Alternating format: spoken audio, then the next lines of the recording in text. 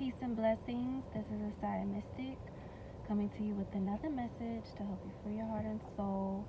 Right now I'm talking about Virgo, the esoteric ruler being the moon. Now I know that most people know Mercury as governing over the energy of Virgo, but there are two forces that also govern over Virgo. Right now I'm going to talk about the moon. The second force and energy is known as the mysterious planet called Vulcan. So I'll get to that planet later. But right now we're going to talk about how the moon is the esoteric ruler of Virgo. So when we're talking about esoteric astrology, we're also understanding that there is a lower and higher being and existence in this realm. And when we're existing in our higher nature, in tune with our higher self, pretty much our crown, being open and centered with who we are in spirit and the spirit around us and, God, that God energy, we gravitate more towards the esoteric rulers of our planetary signs versus the basic and general rulers of our planetary signs. So Mercury is Virgo's basic ruler and planetary sign. Mercury is a sign of communication, right? Mercury is the sign of thinking and communication skills. It's really, the way you communicate is the way you think, and the way you think is also going to show how you communicate and reveal itself through the way you communicate. Just like, you can tell how smart someone is based off of the words that they use and the way that they use them. You may or may not agree with that, but for me personally, when I'm around people and I'm talking to somebody who seems like they can't really speak well, I'm gonna automatically assume like they're a little slow, or they just not that quick on their feet. And that's Mercury. Mercury is that quick-witted, that witty quickness, and this is the energy that Virgo uses in order to reach its higher self and in order to reach the higher influences of its true esoteric ruler, which is the moon. So when we think of Virgo, we think of purity, we think of the angel, we think of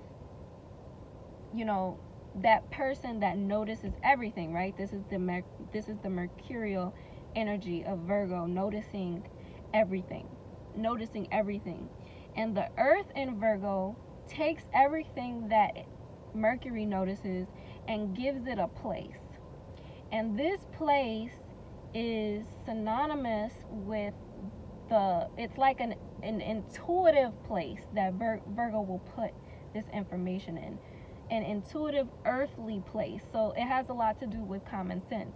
Virgo is going to put things in places that make sense on an earthly level, to make sense of all of these things, all of these cues.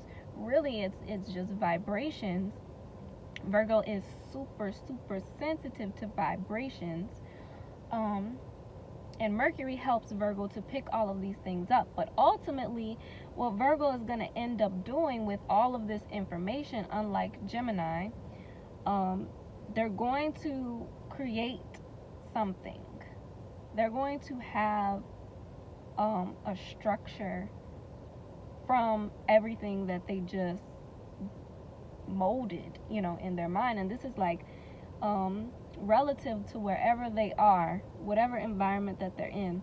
Any environment that they're in, they can come up with these conclusions, this order. They can come up with this order. So this is what makes Virgo psychic, in a sense, to where they can pick up on what's out of order. They can pick up on what's not right. So Oh my gosh. I hope a real baby is not in that stroller. They got a little girl behind me. She's like pushing a stroller. I think that's a play baby though in the stroller. She just let the stroller go. Stroller like rolling down the street. Yeah, that's a fake baby. But see, there you go. See, like, okay, I have a Virgo moon. So though my, conscious mind, the forefront of me, my desires may not be centered around wanting to be in my mercurial energy and lunar energy, it's a need. Like, it's something that I just instinctively do, is notice stuff. I need to have order. I need to make sense of all my surroundings, like at every and any given moment. And so Virgo's going to take all of this information and they're going to have this solid structure, this understanding of the order and what's not right and what can be improved from a situation. And so once Virgo comes to this conclusion, this is where, the higher and lower self get involved. When Virgo decides to use what they've just come to conclusions with, what they've just created order out of, when they decide to use this to protect and give honor to the moon, aka the emotions and the waters and the past lives, and basically the soul of this earth, the soul of all people. When Virgo can take this order and then, kind of like lift it up on a platter and like serve it to this like omnipotence of emotion, this is when Virgo accesses its higher self and is now ruled by its esoteric ruler, which is the moon. Because normally we think of Virgo as being like also very cold and calculating and not feeling anything, when really Virgos are emotional. Okay, I know I have a Virgo moon. I am extremely emotional.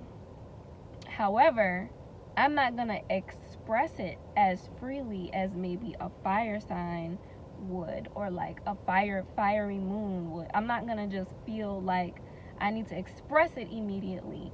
I'm going to feel like I need to do something with this before I express it. I'm going to feel like I need to like wrap it up with a bow and make it look nice, and then, I'm going to feel like I need to help somebody. I need to be helping somebody. And that's a big thing with Virgo. They never want to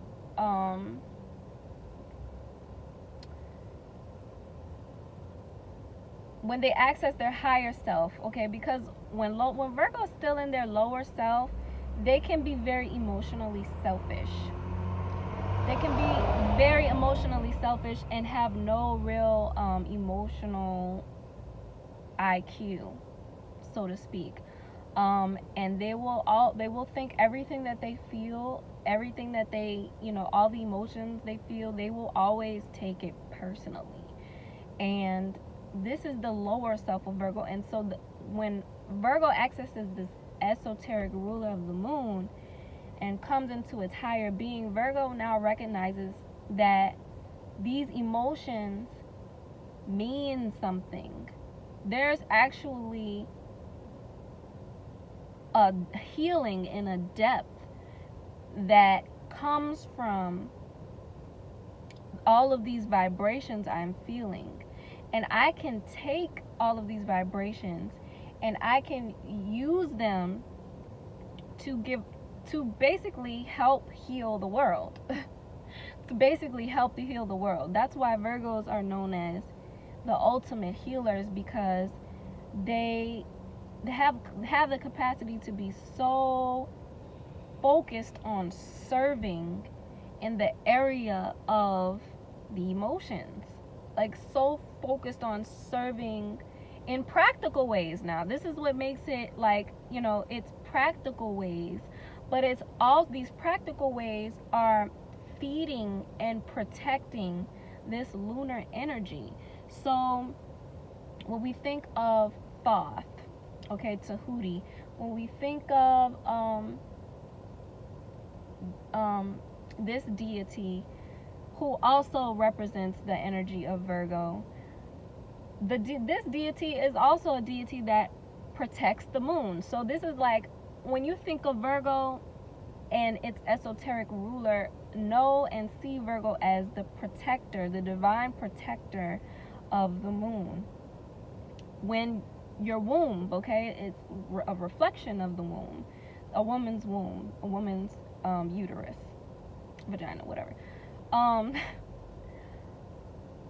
This area is reflective of the moon, and so what do you have to do to make sure you protect the moon? You keep this space and this place clean, and you keep it sacred. Everybody can't enter here. Everybody can't come here. Actually, like, maybe just what, like, you literally have to jump through hoops, and you have to go through this cleansing and purification before you can enter the womb. And Virgo is that process of purification, cleansing, and assessment as to who are you. Are you an angel? Are you a demon? Are you who's got, basically, who do you serve? Who do you serve? And are you cleansed and purified enough to enter the sacred and holy place of darkness, this dark space of all creation? And so that is the basis and epitome of the esoteric ruler of Virgo being the moon. So you guys let me know what you think and feel about that in the comments. Make sure you like and subscribe, hit the notification bell, and I will see you in the next video.